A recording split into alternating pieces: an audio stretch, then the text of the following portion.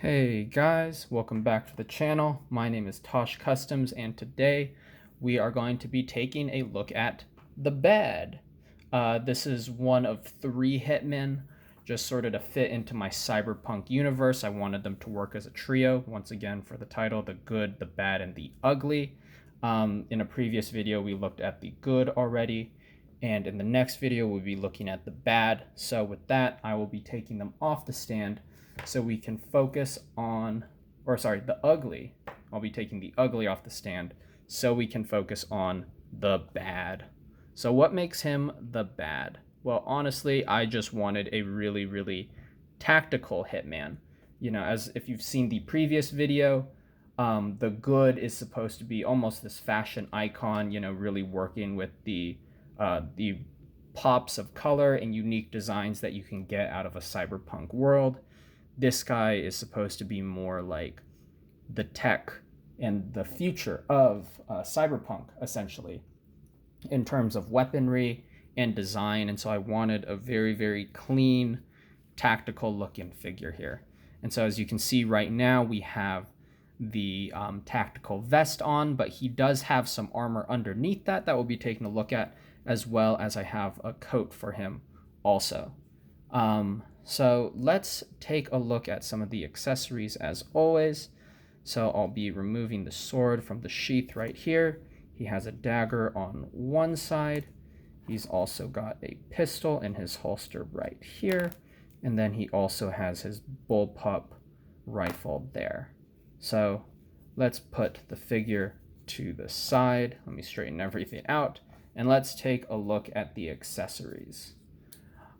If you guys remember with the other figure, the good that we took a look at, I only had 1 head for him. However, for the bad, I have 4. I wanted to represent a bunch of different emotions, or maybe he's just mocking his targets with some little different colored expressions right here. So I primarily like to display him with this little dead skull type face. You know, he's going in for his hit and he's like, it's over. Game over for you. So he's got that little face right there. He's also got something that looks a little bit like Deadmau5, with the little sharp tooth smile. So maybe he's feeling a little bit mischievous. He's toying with people. He's also got his little bitter, sour face. Maybe something didn't go right or he missed his shot. So he's like, oof, that didn't go so well. And finally, he's got that, classic angry smirk face right there. So he's feeling a little cocky, a little confident with his hit. So, yeah, this was all born out of the idea of maybe that he's got this LCD screen on his helmet. And so taking a look at the rest of the helmet here, you'll notice that I'll have these sort of bright pink accents throughout the figure. So you can see some little pink accents right there on the vent, as well as on the tube running to the back. And then the rest of this is dry brushed in a nice black and gunmetal. So you can take a look at all the details right there. And once again, some more pink in the vents and such. Then as you can see here, we also do have some chrome silver directly inside those vents, just to, help separate the details in the materials. So the helmets are all the same except for the little face plates, and so he'll just be making little faces at you through his helmet. So I thought that was a little fun design. And so yeah, each of these is all the same helmet model, and then I drew different expressions onto the front. And so yeah, all these are 3D modeled and printed by myself. So those are the heads. The next thing we'll take a look at here is the jacket. I got this from GPS Lot on eBay. It's really cool. There's some nice screen printing like little diagonal stripes down the sleeves. It's got a nice long, it goes a little bit past the waist here, so it's a little bit of a longer coat, as well as got some nice little plastic buttons on there. And then for this emblem, it used to be white, and I painted it gold to help match with the helmets. And if you guys look at the beginning of the video, you'll notice that all the characters have gold, face plates. And so that's sort of the unifying thing between the good and the bad and the ugly. So we got that little jacket, and we'll put that on a bit later. Coming to his weapons, the first thing I have is this Marvel Legends katana right here. You have the sheath, and I picked out the sheath with some nice, more of that bright pink, and then dry brush some black gray over it so that you could see all the little details in there. And then coming to the actual sword itself, I don't know why the sheath is bending, honestly. It wasn't bent earlier for me, but it's starting to bend, so I think that has to do with how I'm storing it on the back. Maybe the elastic's a little too tight. I'll have to look into that. But we do have the katana. This is from the Deadpool Venom, not Venom Pool, but where Deadpool just gets a symbiote, and he gets these really nice trans clear pinkish purple katanas, and so I'm using one of those for this figure. So it just slips right into the sheath, just like so. He also has his pistol, which is, I believe it's like an H&K pistol, Heckler & Koch, with a compensator on it. I think this was also shown in the John Wick movie, and so it's just been painted with some gloss black and some black gray with a little bit of silver dry brushing, just to pick out some of the details there, so you can see all of that shown in the dry brushing. This was cast from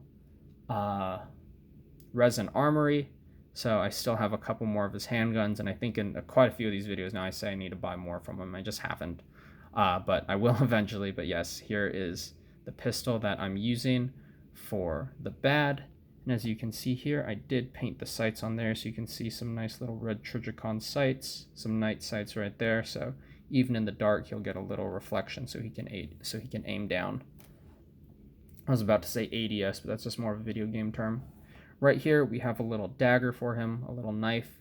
This is from Diabolic, the Diabolic Mezco. I didn't do anything to this knife, I just attached it to the leg with the sheath.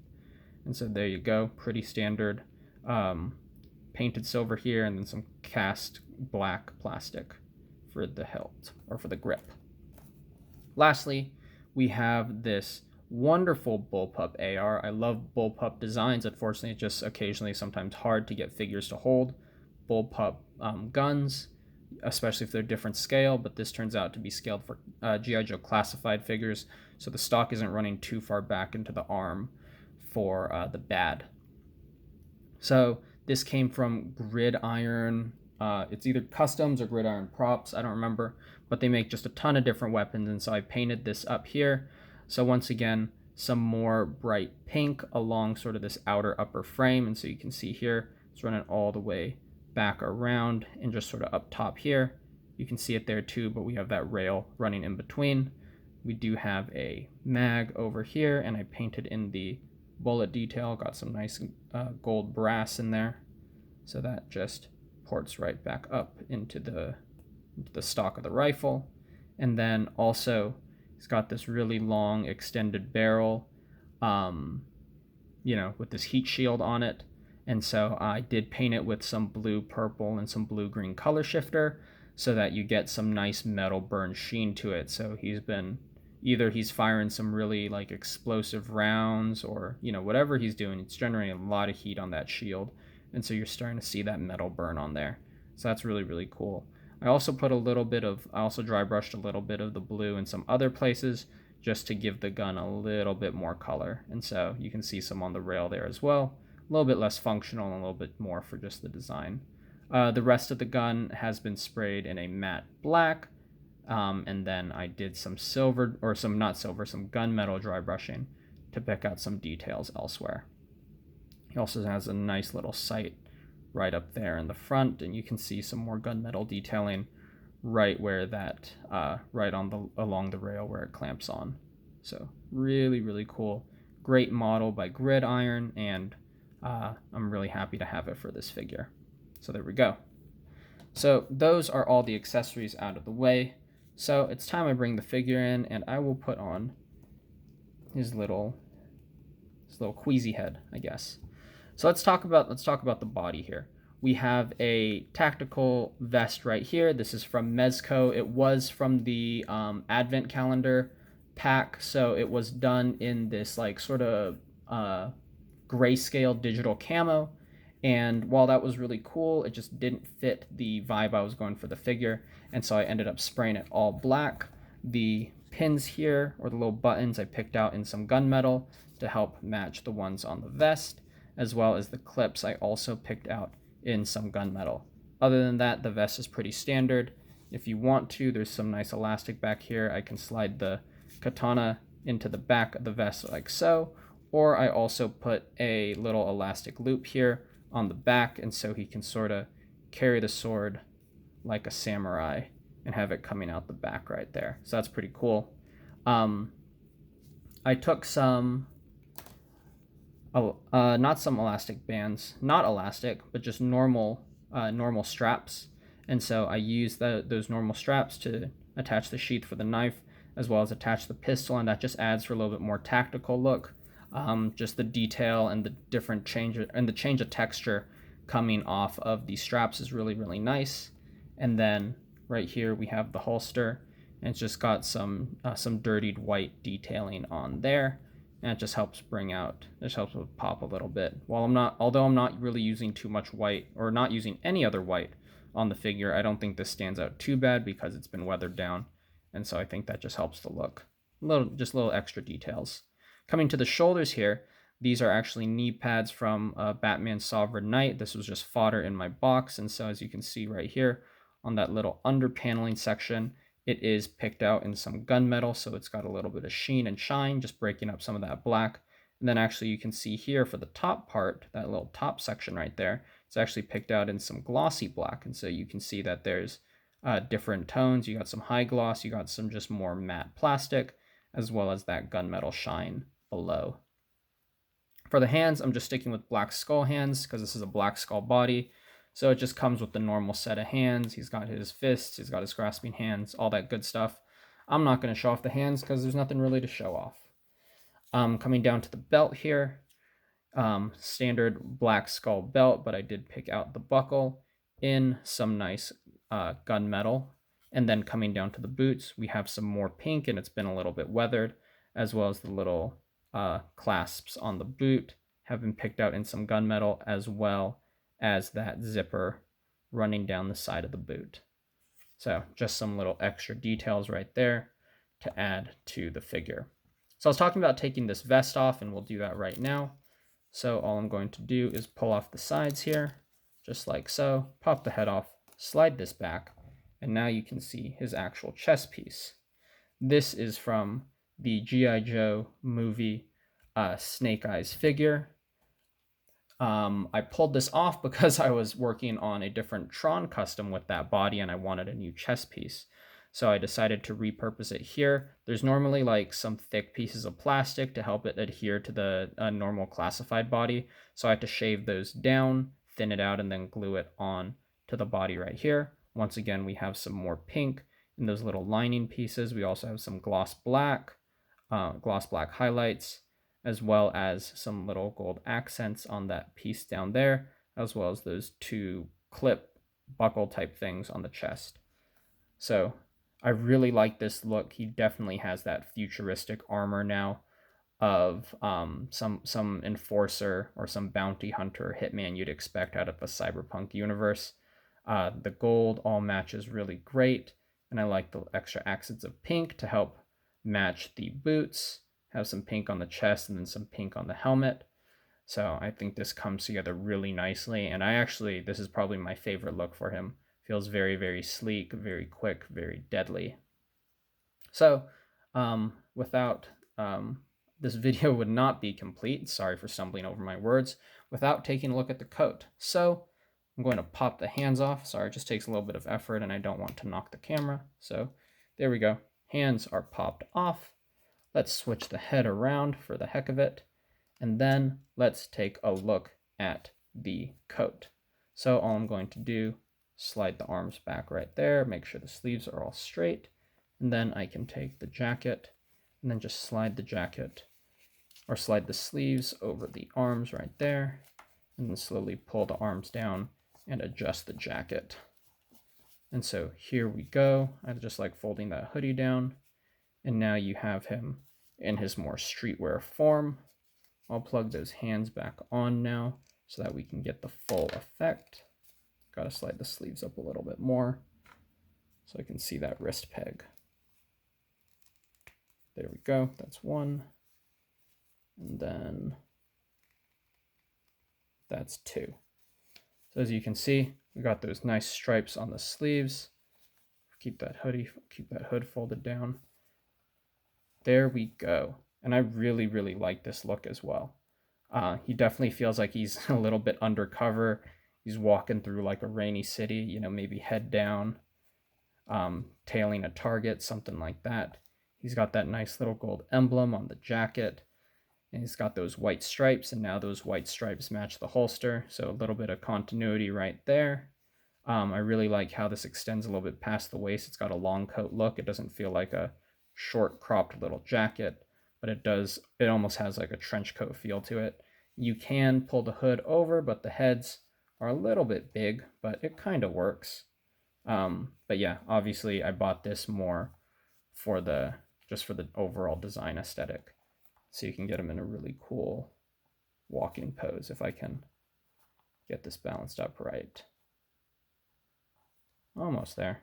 Something in the ankle doesn't want him to. There we go. So now you can get him walking quickly, pacing after someone. So a super, super fun character to design. I really like it. And then lastly, a fun little configuration is to actually put the vest on over all of this. And so this is something I really like also. You just pull the hoodie through the vest, pull the arms out, and just Velcro the vest back on to the figure. I wish the Velcro that Mezco used was a little bit stronger. It sometimes does feel a little bit flimsy, but you know, no figure is going to be perfect, unfortunately, but we can always try to get as close to perfect as possible. So I'll put on the last head right here, plug that on. It does not want to plug. There we go. This head has the tightest fitted peg hole out of all of them, so just a little bit of a struggle. As you can see, we got this now too. He's really all big and bulked up now. The vest didn't Velcro back there. Let me work on that. There we go. He's all big and bulked up now, and now he looks like a real tanky enforcer. He's got his hoodie on, he's got his vest on, he's got the jacket on. And so you definitely get some different looks and some different feels. This one, he feels really, really heavy, and I like it a lot. So bringing the other characters back in and sliding those extra heads and accessories to the side. Once again, we can have the ugly standing next to him, as well as the good. So a really, really fun set of characters I have here. I really like all of them. And so I'm really just excited and happy to be able to show off the bad to you in this video. Once again, I'm making 3 videos, so in the last one we'll be looking at the ugly. But I do want to say that since I did 3D print these different heads and facial expressions, I will have them for sale at some point soon. I don't know when exactly, but if you want a set of heads with these little fun different expressions, I will be making those available. I do not think I have a saved version where the mask is just blank, but if I do, I'll probably put that up as a 5th head or 5th option as well. But I know that I do have all these expressions all set out already. So with that, thank you all for watching the video. If you enjoyed it, if you like the characters I'm designing here, please give the video a like and subscribe to the channel. I appreciate all the support I can get, and I appreciate all of you who are always who are always watching the videos and commenting and liking, or putting it on Instagram. I appreciate all those interactions, and thank you all so much for your support as always. If you want to keep up a little bit more with what I'm working on concurrently, including taking commissions or different personal projects I'm working on, please go check out my Instagram. I also post a meme every Monday, so if you're into that, I got meme Mondays for you as well. So if you like figures and memes, I'll be your one stop for that. And yeah, that's about it. So thank you all for watching once again, and I will catch you next time.